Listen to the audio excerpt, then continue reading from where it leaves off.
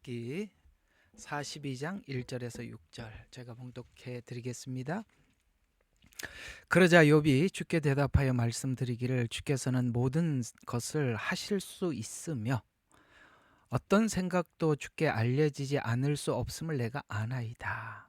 지식 없이 이치를 가리는 자가 누구이니까? 그러므로 나는 깨닫지 못할 것을 말하였으니 그것들은 내게 너무 경이로워서 내가 알지 못하였나이다.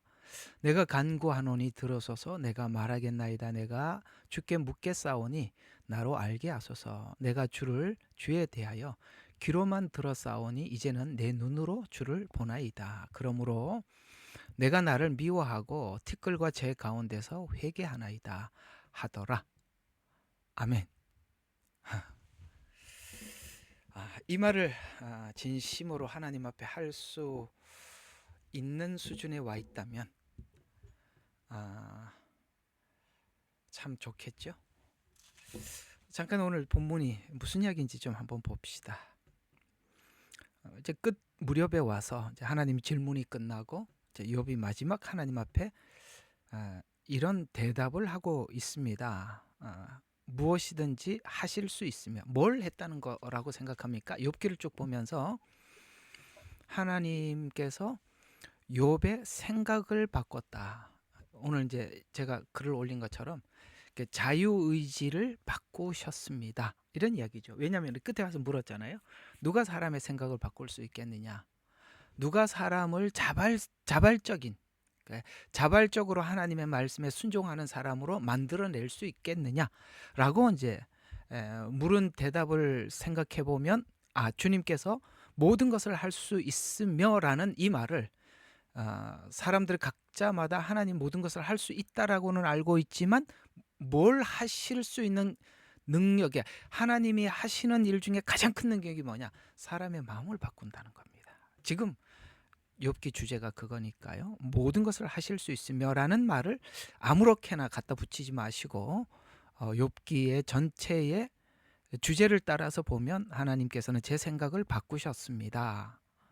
어떤 생각도 주께 알려지지 않을 수 없음을 내가 아나이다. 하나님은 내 마음과 생각을 감찰하시고 아시는 하나님입니다. 3절 지식의 이치를 가리는 자가 누구니까? 자, 이제 오늘 이제 여러분들과 함께 나눌 이야기가 이 이야기입니다. 지식의 이치를 가리는 자가 누구니까? 왜 가려졌죠? 인간이 사고하는 법칙, 인간이 생각하고 있는 방법으로 하나님을 알려고 접근을 해서 실패한 것, 지식, 인간이 가지고 있는 관념, 개념 이런 걸 가지고 이야기하는 거. 이게 오늘 여러분들과 함께 나눌 주제입니다. 3절이죠. 그러므로 나는 깨닫지 못한 것을 말하였으니 뭘 깨닫지 못하죠? 그렇죠. 인간의 사고로 깨달을 수 없는 은혜. 바로 이 은혜라는 지점은 절대 사람의 사고로는 알 수가 없습니다. 이게 계시, 하나님의 은혜가 아니면 우리가 하나님을 알 수가 없죠. 우리가 다 그래서 여기 모였고 왔는데 잘 모르니까 너무나도 큰 은혜를 받아서 이게 뭔가 하고 오늘 저녁에도 여러분들이 함께 모여 있는 것입니다. 그 은혜. 그러니까 이게 계시를 열으셔서 하나님 계시를 열어서 하나님을 알게 한 사람만이 통할 수 있는 대화가 있다는 것이죠. 바로 우리는 계시를 통해서 하나님을 알게 되었고 그걸 이제 우리가 너무 경이로워서 경이롭다는 것은 너무 신비하다는 거예요. 은혜를 아는 것은 너무나도 신비해서 내가 알지 못하였나이다. 당연하죠. 그러니까 요 고백을 할 수 있어야 되겠죠. 그래서 이제는 자기 생각을 꺼내놓지 않고 이제는 하나님께 모든 걸 묻겠습니다. 앞으로 내가 살아가는 모든 삶에 하나님 뭘 기뻐하십니까? 라고 묻고 그것이 나에게 부당하든 아니면 내게 손해가 되든 상관없이 하나님께서 내게 말씀하신 대로 내가 순종하며 살아가겠습니다. 귀로만 들었다, 눈으로 봤다. 이거 뭡니까? 간접적 신앙과 직접 체험을 넘어온 직접적 신앙이라고 저번 주에 말씀드린 적이 있습니다. 나를 미워한다. 이제 앞으로 내가 생각하고 판단하는 모든 것에 대해 나는 내 자신의 판단이 옳지 않음을 시인하겠습니다. 내가 나를 미워하겠습니다. 제 속에서 회개하나이다. 이렇게 끝났죠. 이거 보통 이야기가 아니라는 거. 이 과정을 넘어온 사람이 할 수 있는 고백이죠. 자, 그걸 여러분들과 함께 풀어보려고 하는데, 참 욥기라는 것이 늘 저는 그런 생각을 합니다만, 이게 보편적인 설교가 아니라서 우리 아까 우리 윤미 자매가 참 이야기 잘해서 잘 모르겠으나 맞습니다. 제가 여러분들이 잘 모르겠으나라는 말 제가 충분히 이해가 갑니다. 그러나 좀 제가 지금 설명하고 있는 이 세계 속으로 들어오셔야 성경이 열린다는 것은 하나님과 긴밀한 관계를 갖게 되었다, 이렇게 이해하시면 되겠습니다. 거기까지 갈 수 있으니까 저도 이걸 여러분들한테 설명해서 설득하는 것이 제게도 참 큰 짐이고, 늘 갑옷을 입고 잠을 자는 듯한 마치 전쟁터에 서 있는 것 같은 기분입니다. 제가 그런 기분인데 여러분들 이 내용을 소화하기가 쉽게 하겠습니까만, 뭐 우리 하나님께서 이런 복음을 함께 들을 수 있는 우리들을 모아 주셨으니 하나님께서 또한 여러분들에게도 들을 수 있는 지혜도 주시리라 생각을 하고 한번 봅시다. 여러분, 이제 우리가 이제 성경을 보면 우리는 처음에 이제 이게 이제 신학에 좀 도움을 받아 보면은 알 수 있는 게 뭐냐면, 우리가 신학을 하지 않았을 때는 이게 창세기부터 요한계시록까지 이걸 어떻게 분류를 해놨을까? 이게 아마 창세기가 태초에 하나님이 천지를 창조하시니라 이렇게 시작을 하다 보니까 아마 창세기가 가장 오래된 책이겠지. 왜? 창조부터 이야기를 하니까 그런 생각을 하겠지만, 그러나 성경이 기록된 연대순을 공부를 하다 보면 깜짝 놀라게도 욥기가 가장 오래된 책이라는 것을 알게 됩니다. 욥은 여러분 모세오경을 기록할 때 그 창세기가 모세가 적은 책인데, 모세는 아브라함 430년 후의 사람입니다. 그러면 욥은 누구냐? 아브라함보다 훨씬 이전의 사람입니다. 그러니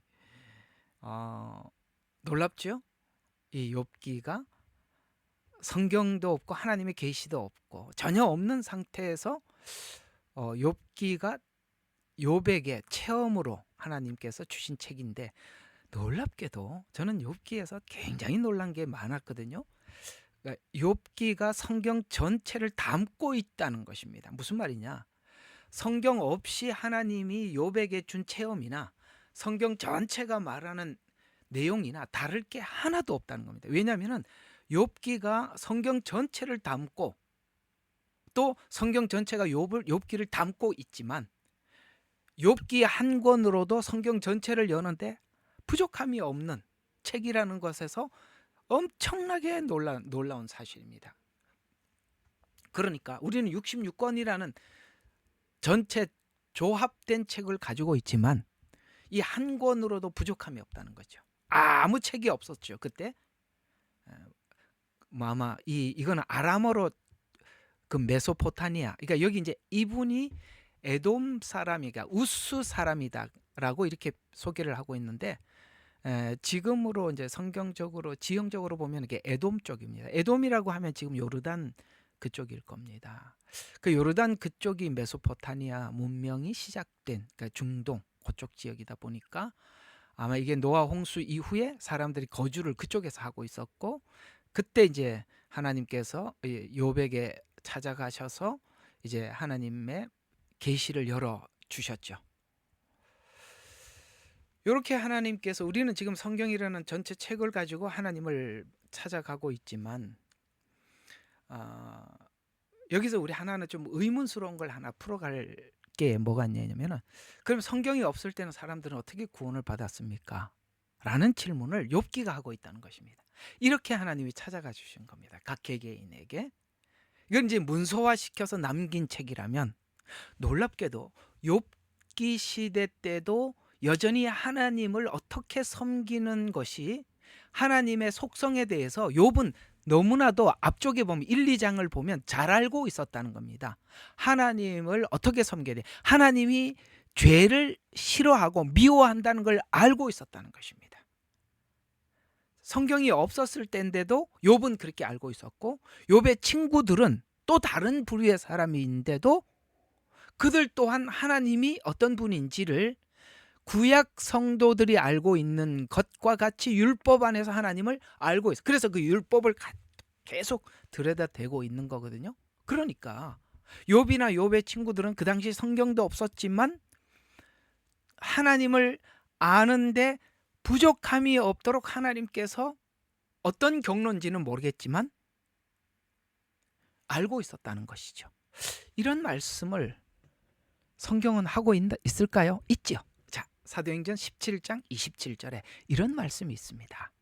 이는 사람으로 혹 하나님을 더듬어 찾아 발견하게 하심이 돼. 더듬어. 지금은 성경이 없어요.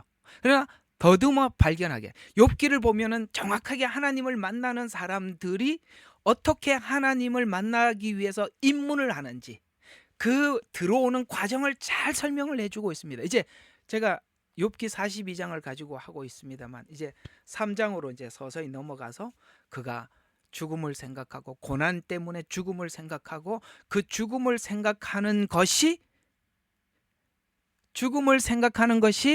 부활을 생각하게 만드는 출발점이라는 것이죠.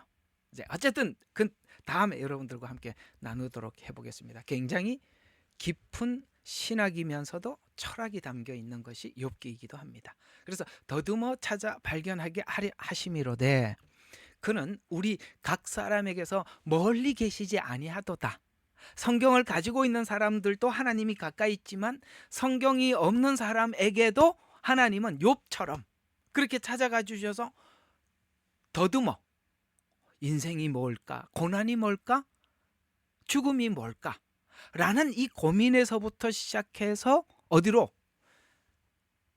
예수님을 만날 수 있는 길을 하나님께서 열어두셨다. 그렇게 찾아오게 하더라.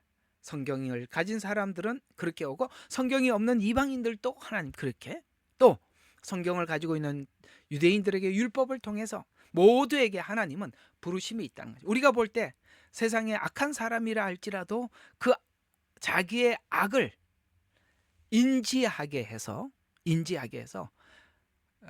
하나님의 훗날 심판을 사람들에게 각자에게 가르쳐 주어서 아마도 그들에게도 나름 하나님께서 그 일을 하실 것이라고 더듬어 발견하게 하려 함이라. 이렇게 말씀을 하시는 걸 봐서 여러분들이 궁금하게 생각했던 목사님 성경도 없고 하나님이 계시가 되지도 않았던 그 시대 사람들 어떻게 구원을 받았습니까? 예, 욥처럼 더듬어 발견하게 했답니다. 이렇게 우리는 답을 가지고 있을 수밖에 없습니다. 또 성경은 그렇게 증언을 하고 있으니 우리가 그런 고민에서 좀 자유하셨으면 좋겠습니다. 자, 우리가 욥기를 쭉 보면서 이 욥기에서 도움을 받을 수 있는 것은 우리가 성경을 안다라는 것은 하나님을 안다는 것이고 하나님을 안다는 것은 잘 들어요. 하나님의 마음을 안다는 것입니다. 그걸 성경은 야다라고 이야기를 하는 겁니다. 그러니까 어느 정도 아느냐? 침실에서 부부가 안다. 침실에서 부부가 안다는 말을 창세기에서는 벗었으나 부끄럽지 아니하도다. 이런 얘기입니다. 그러니까 이 벗었으나 부끄럽지 않는다는 것은 물론 우리가 육체를 이야기해도 하지만은 실제 내가 하나님 앞에 나의 어떤 죄와 내 안에 있는 아집과 내 안에 있는 문제점들에 대해서 하나님이 아는 거에 대해서 내가 부끄럽지 않는다는 거예요.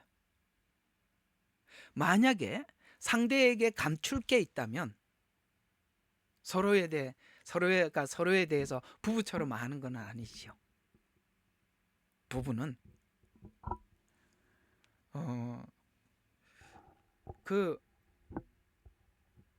이제 그런 이야기들 하지 않습니까? 나는 당신 휴대폰을 절대 안 열어봐. 저도 옆에 휴대폰이 있는데 나는 카톡을 검열하지 않아. 그 옆에서 그러죠. 괜찮아 봐도 돼. 감출 게 없어. 하나님과 우리 사이가 그런 사이. 하나님이 나를 알고 내가 하나님을 알아서 하나님이 나의 모든 것에 대해서 알고 있고 나는 감출 것이요. 이게 이제 벗었으나 부끄럽지 아니하니라. 이런 이야기가 되듯이 하나님과 우리 사이가 그런 관계죠. 이게 구원이죠. 이게 결국 그겁니다. 우리가 신랑과 신부, 이 성경이 신랑과 신부라고 이야기하느냐. 뭐 저번에 한번 글을 올린 것처럼 우리가 구원은 그런 관점에서 우리가 접근을 해야 된다라고 말씀을 드렸습니다. 그래서 하나님을 안다는 것은 하나님의 마음이 보인다는 것이고, 하나님의 마음이 보인다는 것은 내 혼, 내 자유의지, 그 다음에 내 정신과 삶. 아까 우리 집사님이 잠깐 이야기한 것처럼 로마서 12장 1절을 잠깐 이렇게 기도 시간에 이렇게 언급을 했었는데, 그게 뭡니까? 너희 몸을 하나님이 기뻐하는 산제사로 드리라. 이것이 하나님께 드릴 영적 예배니라. 이렇게 말씀을 하고 있죠. 너희 몸을 드리라. 삶을 드리는 겁니다. 내 몸을 드리는 것이죠. 막연하게 저 바깥에 있는, 그래서 사람아 주께서 우리에게 보인 것은, 우리에게 보여주신 건 뭐죠? 인자를 사랑하고 겸손히 이웃과 함께 동행하는 것이 아니냐. 하나님께서 우리에게 보여주신 것은 하나님을 사랑하고 관계라는 것이죠. 그러니까 이 사랑 안에서 우리의 정신도 혼도 우리의 몸도 전부 하나님과 일치되는 하나가 되는 삶, 이걸 보고 우리는 하나님을 안다라고 이야기를 하는 것입니다.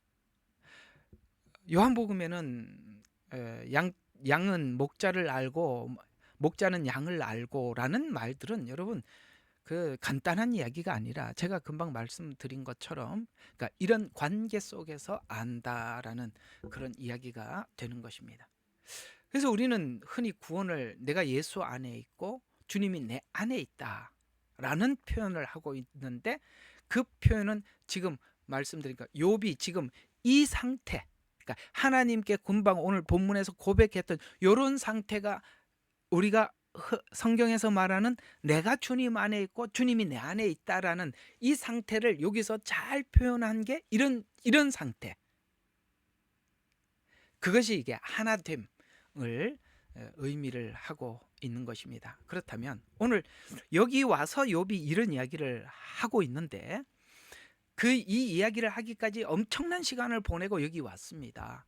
그러니까 우리가 하나님께서 지금 욥이 가지고 있는 하나님을 알고 싶어요. 욥도 하나님을 알고 싶은데 하나님께서 욥이 초창기에 1, 2장에서 하나님을 알고 있는 이런 관념으로는 절대 하나님을 알 수가 없으니까, 욥이 자기 관점 속에서 하나님을 알려고 하는 이 관점을 깨트린 시간이 거의 40장을 지나온단 말이에요. 40장을 엄청난 시간을 보내서 욥이 생각이 뒤집어지고 바뀌어지는 것입니다. 이제 아까 이제 글을 올렸던 거 여러분들 이제 같이 참고하면서 보시면 이런 이야기가 되는 것입니다. 우리가 상대방을 알려면 내 인식과 내 관점으로 상대방을 알 수 없습니다. 예를 들어서 여러분이 저를 알려면, 자 여러분 저하고 뭐 이렇게 어쨌거나 뭐 긴 시간을 보낸 분들도 있고 짧게 보낸 분들도 있고 어쨌든 나름 그런 게 있어요. 뭐 여기 주생명 선교교회 계시는 분들이나 저기 지난날 저를 만났던 수많은 사람들이 우리가 똑같은 어떤 한 사람을 세워놓고 내가 저 사람을 안다라고 했을 때 누구는 그 사람에 대해서 이렇게 나는 저 사람을 이렇게 알고 있다 저렇게 알고 있다라고 안다는 이야기를 꺼내나 보면 다 틀리죠. 같아야 되는데 왜 우리가 생각할 때는 같아야 되는데 왜 틀립니까? 왜 틀리죠? 자기 관점에서 상대방을 보고 있기 때문에 그렇습니다. 그렇죠? 내 관점에서 상대방을 보기 때문에 불행한 인생을 살아온 사람들은 사람들의 부정적인 걸 자꾸 보게 돼요.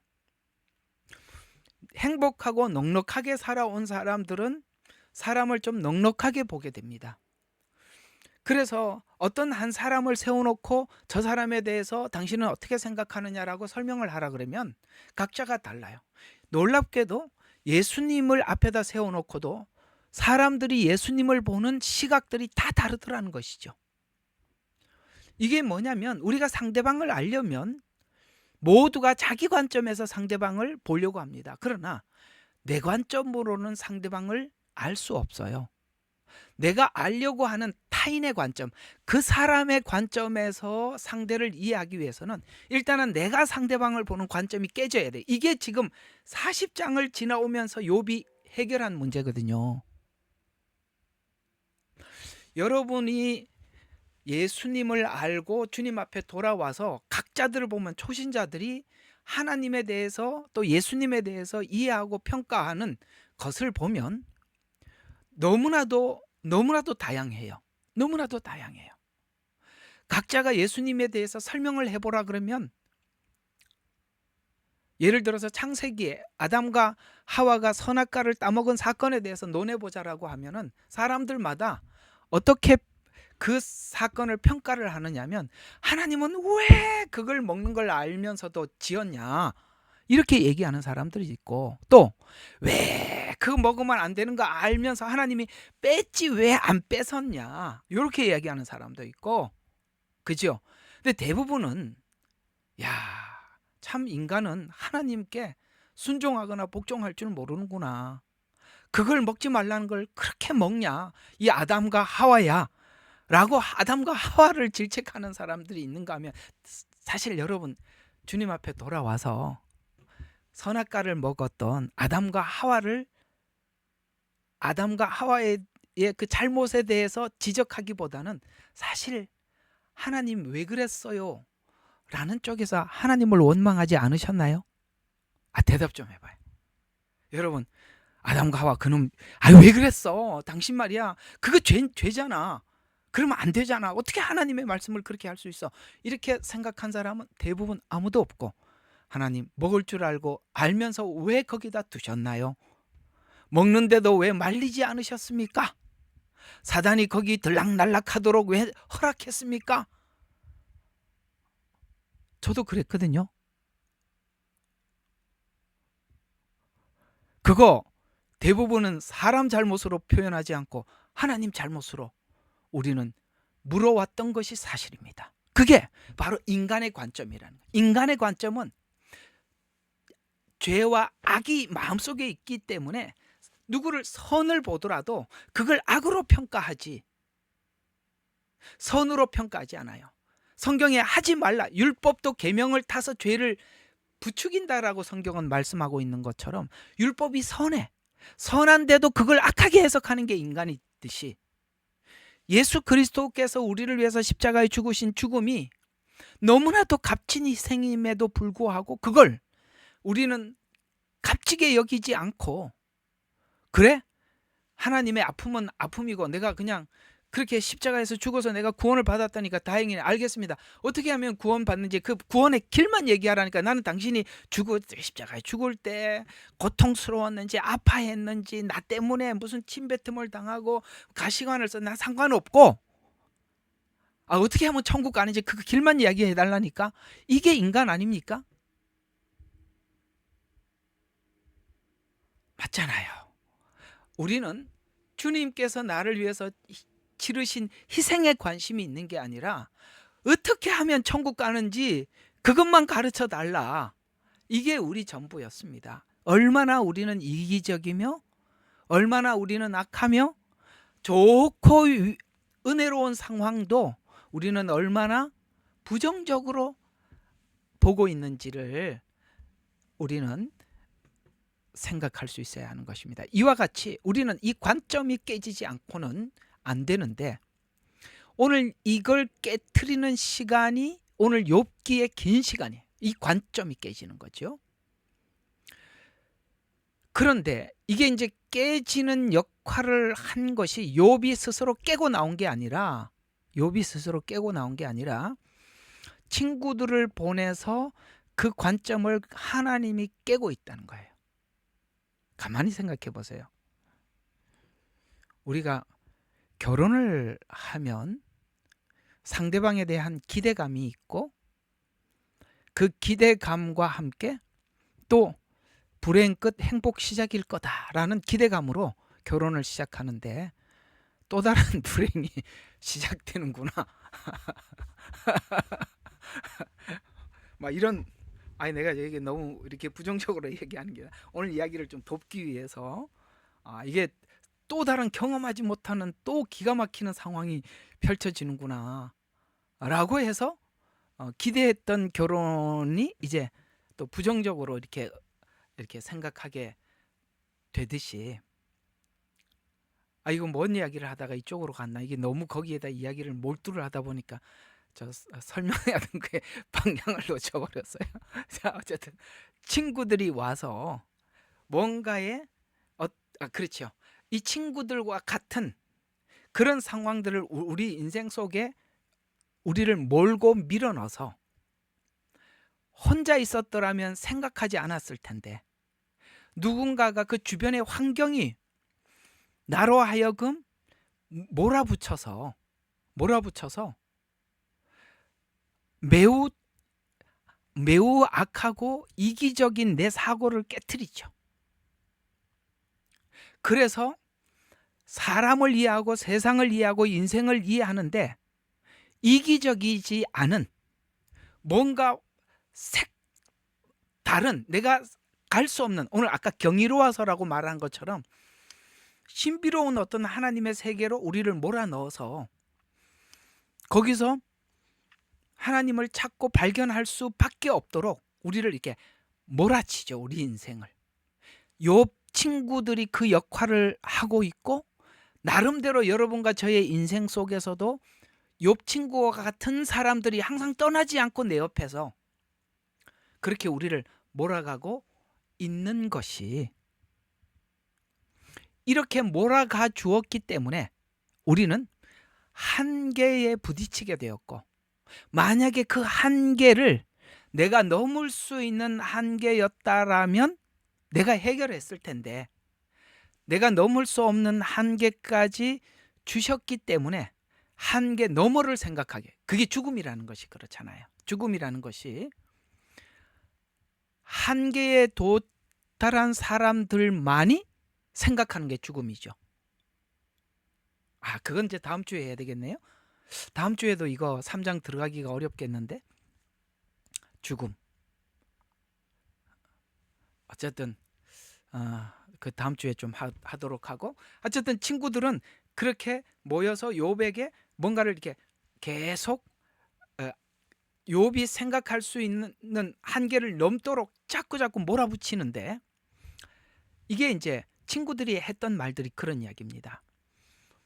인간의 관점, 인간의 사고 아래서 하나님을 찾으려고 했던 관점인데요, 친구들은 욥이 지금 받는 이 고난이 어떤 결과라는 거예요.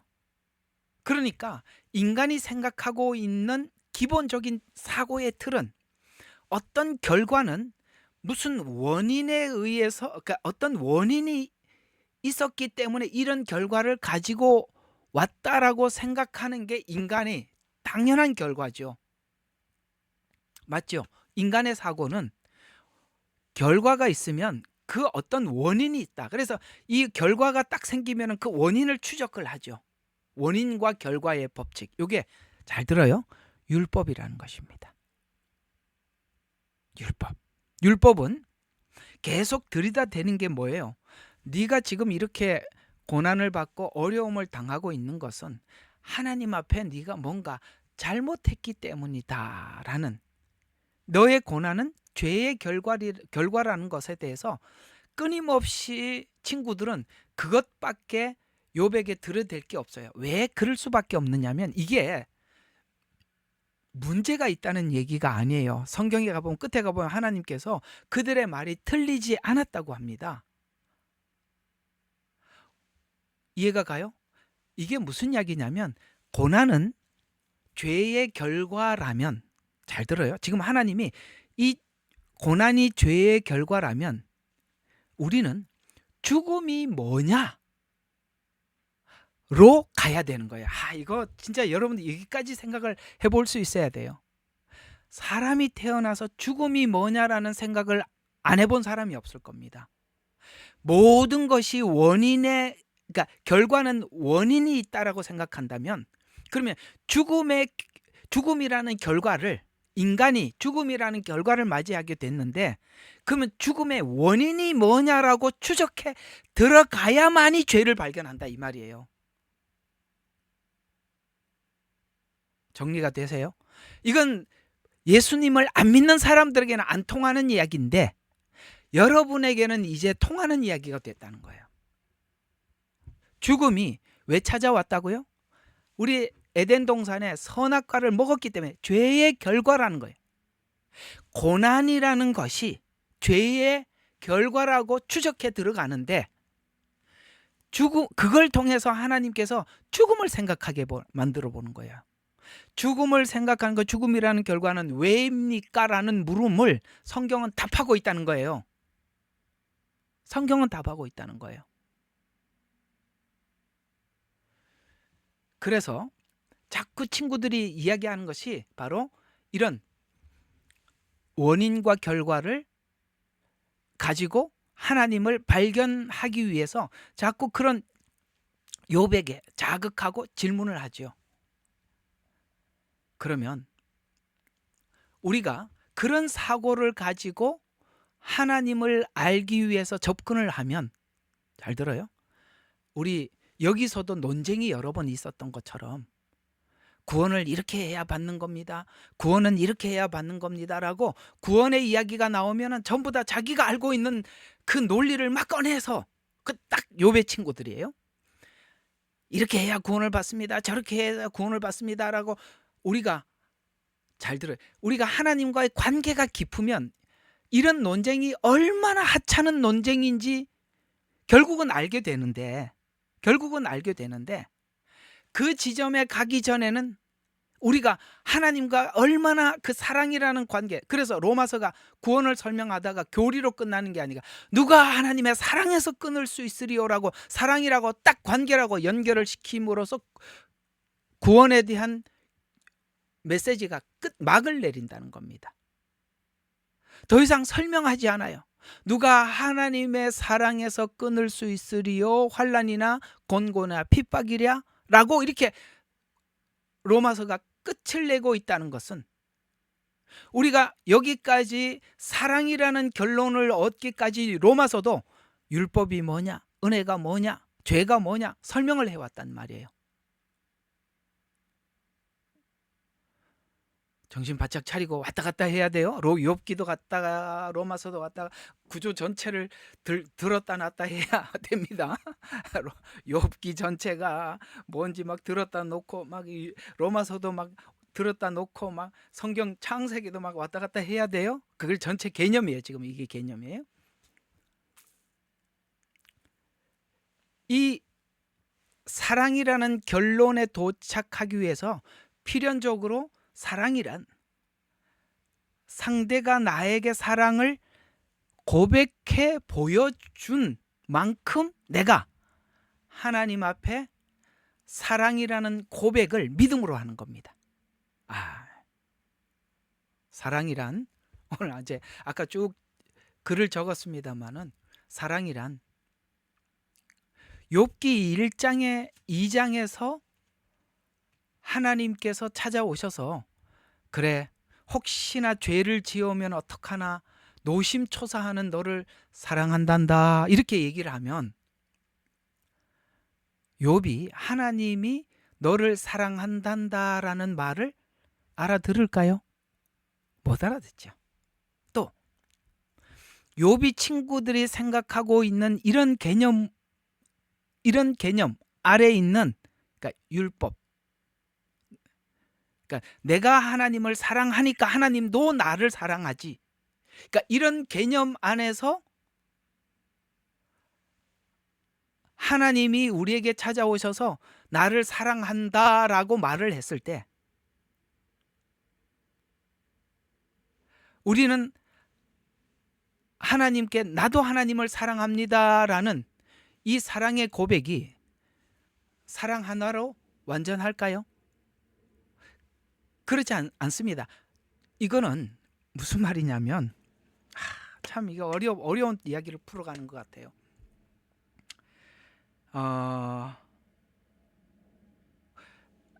부부가 오래 살면 저희들도 이제 그 35년을 넘어가잖아요. 처음에는 아무 생각 없이 그냥 첫눈에 띵 하고 반한 정신으로 사랑으로 살아요. 처음에는 아무것도 몰라서. 그러다 보면은 서로가 서로에게 기대했던 것이 무너지는 시간이 있어요. 그리고 나중에 그 무너지는 사이에 막 서로가 막 자기의 언성을 높이죠. 또 여러분들 상상 속에 목사님도 그렇게 살았구나 이런 생각하지 말고 부부라는 게 그렇다는 거예요. 그러면 세월이 흐르면 사랑이 믿음 안에서 상대를 신뢰하는, 신뢰 안에서 사랑이 형성이 돼서 사랑이 흔들리지 않는다는 거예요. 처음에는 감정적인 사랑은 흔들리게 되어 있단 말이에요. 그러나 서로가 서로를 용납하는, 용납이 끝난 이후에 신뢰가 가면, 아시겠어요? 상대방의 부족하고 험한 것도 내가 받아들이고 나면 신뢰 속의 사랑이 고백이 된단 말이에요. 이해가 가시죠? 사랑이란, 내가 하나님이 나를 사랑한다는 이 사랑의 고백이 처음에는 감정으로 들리지만, 하나님 왜 선악과를 그냥 거기에 두셨어요? 왜 따먹는데 가만히 두셨었는데 왜 내 인생 속에 왜 하나님이 죄를 지을 수밖에 없도록 그 앞집에 내가 오고 가는 길에다가 꼭 죄를 지을 수밖에 없는 가게를 딱 두었기 때문에 내가 그 들어간 거 아니에요. 하나님부터 가게 없었더라면 내가 안 들어갔을 텐데 왜 거기다가 하필이면 내가 직장을 오가는 사이에 거기다가 내가 죄 지을 수밖에 없는 그런 저기 뭐 술집을 도왔고 내가 왜 자꾸 내가 술도 못 끊어 나보고 내가 계속 술을 계속 먹게 하기 때문에 내가 먹습니다 라는 이야기를 우리는 하나님의 잘못으로 이해가 가요? 선악과를 왜 두셨습니까? 그럼 먹을 때 왜 하나님 뺏지 않았습니까? 라는 말을 하지 않고 하나님께서 내 안에 있는 이런 고백들이, 이런 하나님 앞에 시인들이 얼마나 내 안에 있는 악한 고백인가를 내가 알고 이런 나를 용납하고 계시는 그 하나님의 그 십자가에 피 흘리신 사랑을 내가 끌어안고 그때 내가 하나님 앞에 고백하는, 주님 나도 주님을 사랑합니다 라는 이 고백이 진심으로 받아내기까지.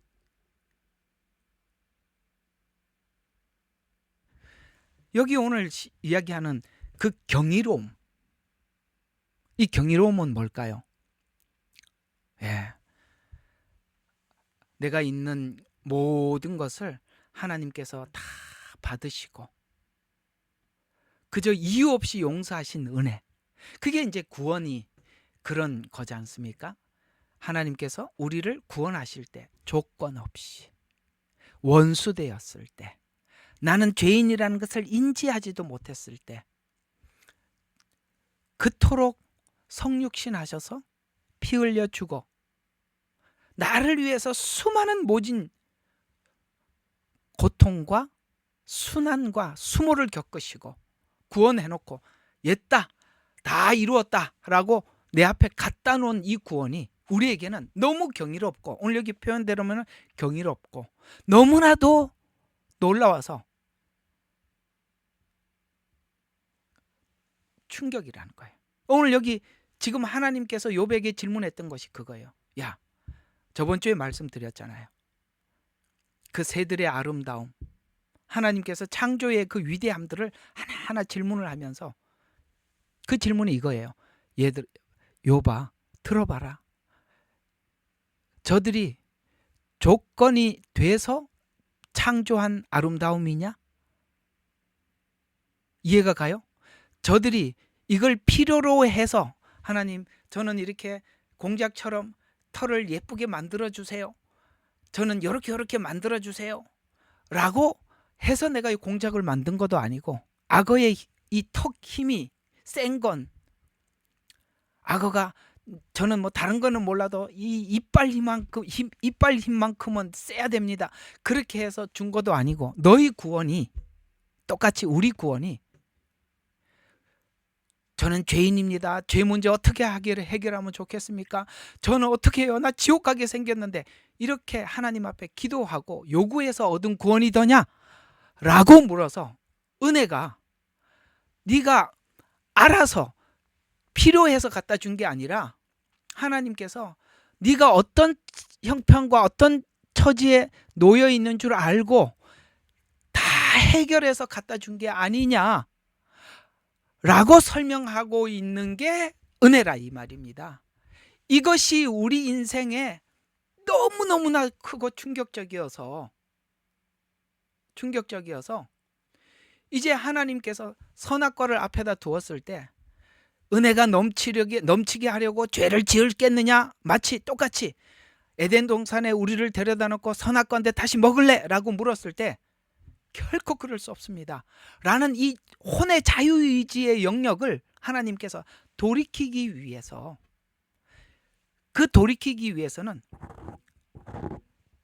욥의 사고의 틀이 깨져야죠. 내가 하나님을 이렇게 섬기니까 저를 죄를 용서하십니다라는 앞에 있었던 그런 사고가 깨져야 하고, 이해가 갑니까? 이유 없이 조건 없이 찾아온 예수 그리스도의 사랑을 내 가슴속 깊은 곳에 받아서 하나님께서 십자가에서 우리에게 고백한 사랑의 고백, 나는 너를 이렇게 사랑한단다 를 내가 받아서 하나님, 저도 주님을 이렇게 사랑합니다. 여기서 우리의 우리 자유의지가 뒤집어지는 그 순간이 바로 십자가에서 보여준 이 오늘 욥이 표현한 대로 너무나도 경이로워서 알지 못하노. 이것을 사도 바울은 로마서에서 오 깊도다 하나님의 지식과 지혜에 부요하며, 왜 감탄사로 끝나죠? 왜 감탄사로 끝납니까? 우리는 구원을 아직도 교리로 성경에 보면은 이렇게 하는 게 믿음이래요. 이렇게 해야 천국 간대요. 이렇게 해야 뭐죠? 요즘 막 하는 거 뭐죠? 신부단장한대요. 다 웃기는 이야기들입니다. 무슨 틀이 있겠어요?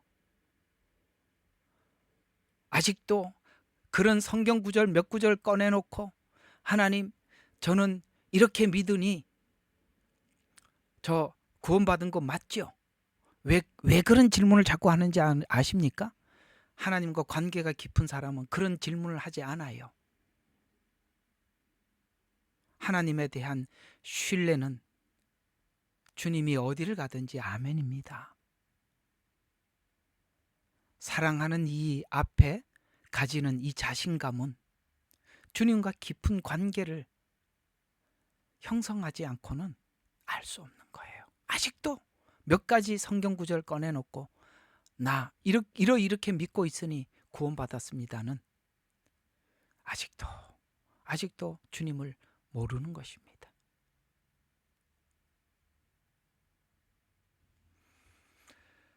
자, 결국 하나님께서 왜 이렇게 작업을 했을까요?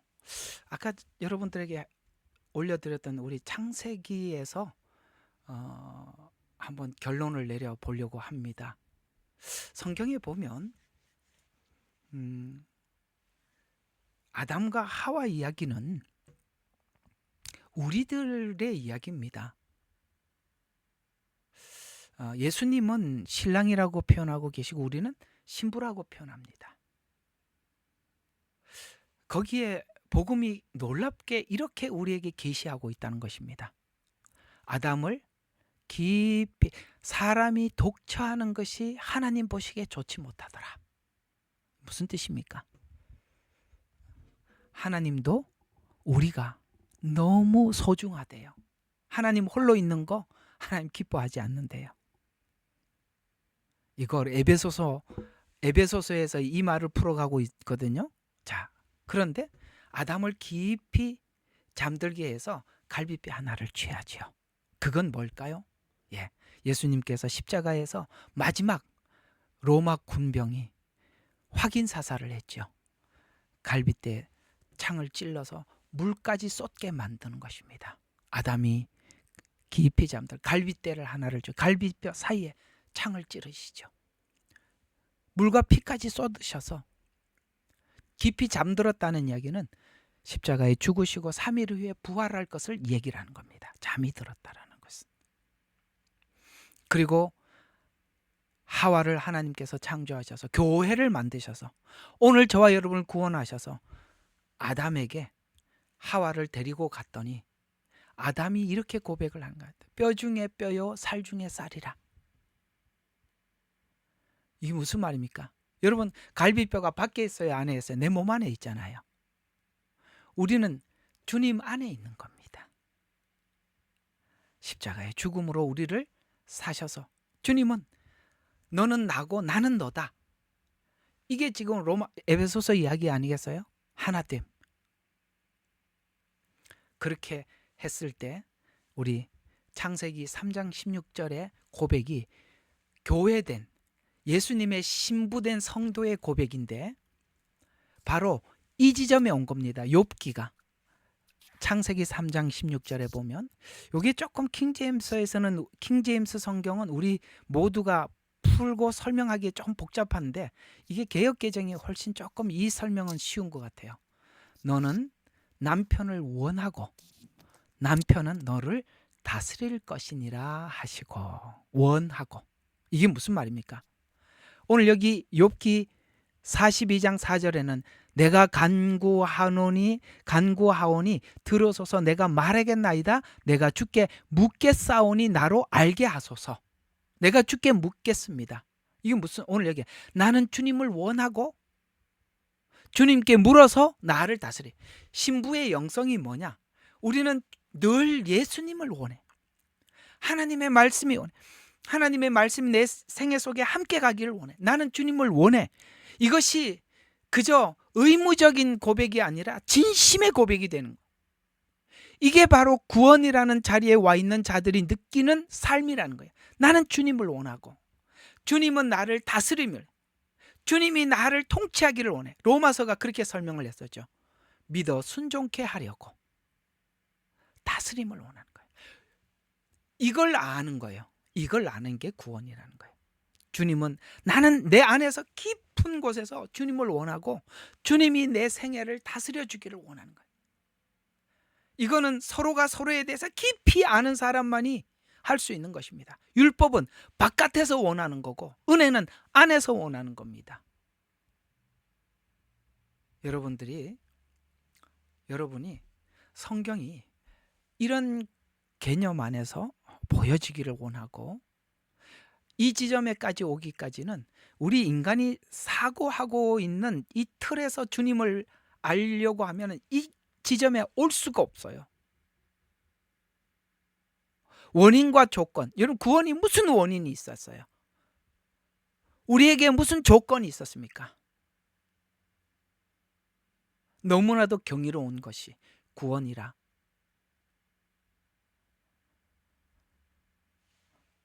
하나님이 우리를 찾아온 사랑은 설명을 할 수가 없어서 사실은 예수님에 대해서 말씀을 해봐라 라고 하면 그저 우리는 말로 설명할 수 없는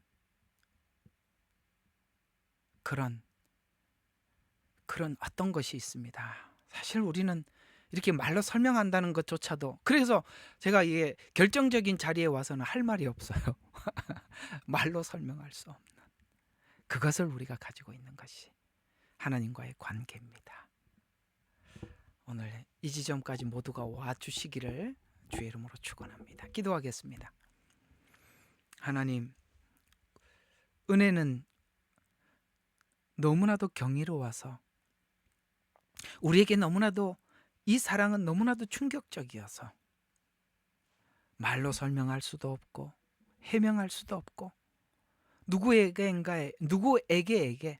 내가 이 말을 하고는 싶은데 그걸 조리 있게 설명할 수 없는 내 안에서만 있는 그 관계, 그걸 주님을 사랑하는 사람이면 누구나 다 아는 나는 주님을 원하고 주님은 내 생애를 다스려 주기를 원하는 이 지점이 주님과 하나됨, 연합하는 지점이오니 하나님, 우리가 그저 단순히 성경 몇 글자 꺼내놓고 저는 구원을 받았습니다, 이런 아버지 하나님 수준을 넘어서서 주님이 나를 알고 내가 주님을 아는 그런 우리 성도들이 다 되기까지 하나님 성경을 열어주시고 계시하여 주시고 말씀을 우리가 함께 나눌 수 있는 은혜를 베풀어 주시옵소서.